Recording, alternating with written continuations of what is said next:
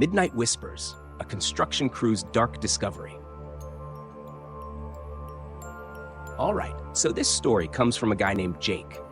He was part of a construction crew working on a new office building on the outskirts of town. It was one of those big projects that required 24-hour shifts to stay on schedule, and Jake, along with a few others, was assigned to the night shift.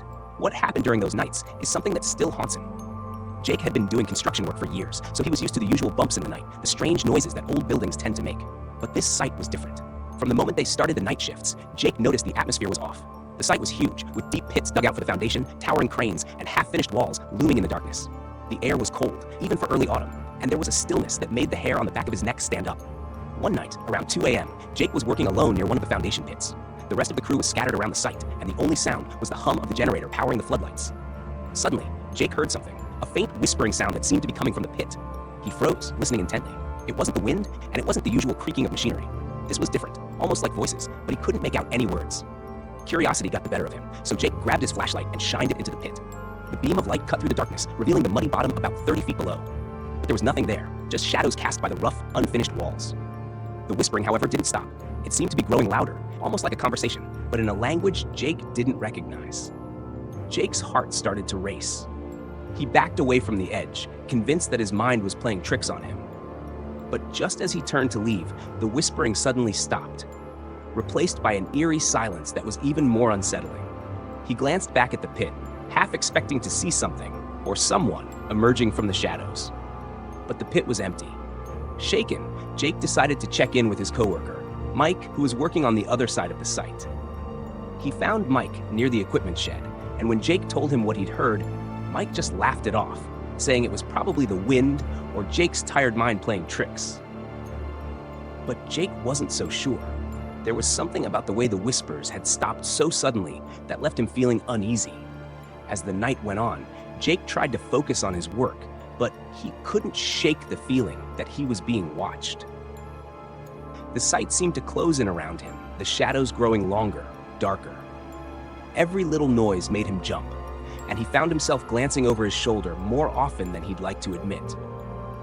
Around 4 a.m., just before the shift ended, Jake heard the whispering again. This time, it was louder, more distinct, like a group of people talking in hushed tones. It was coming from the same pit, but now it sounded like it was echoing up from deep underground. Jake's curiosity turned to dread.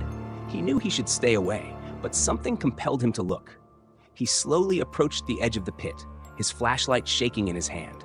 As he peered over the edge, he saw something that made his blood run cold. There, half buried in the mud at the bottom of the pit, was an old rusted metal door. It looked ancient, like it had been there for decades, maybe even longer. The whispering was louder now, coming from behind the door, almost as if something or someone was trying to get out. Jake backed away, his heart pounding in his chest. He knew he had to tell the rest of the crew, but when he turned around, Mike was standing right behind him, staring at the door with a blank expression. "We need to open it," Mike said in a flat, emotionless voice. Jake felt a surge of panic. "No way," he said, shaking his head. "We need to get out of here." But Mike was already moving towards the pit, as if in a trance. Jake grabbed his arm, trying to pull him back, but Mike shrugged him off. "We have to see what's inside," Mike insisted, his voice distant, almost mechanical. Jake didn't wait to find out what would happen next. He turned and ran, leaving Mike behind. As he sprinted across the site, he heard the whispering grow louder, more insistent, like it was following him. He didn't stop running until he reached his truck, jumped in, and sped away from the site. The next morning, Jake quit the job. He couldn't shake the feeling that something terrible was waiting to be unleashed behind that door, and he didn't want to be around when it happened. He never found out what became of Mike or the rest of the crew, but he heard rumors that the site was shut down shortly after, with no explanation given. Jake never went back to that site, and he still has nightmares about what he heard that night. The whispers, the door, and the feeling of being watched, it all haunts him to this day. By sharing this story, Jake hopes to warn others to trust their instincts and to walk away when something feels wrong. Because sometimes, the things we uncover are better left buried.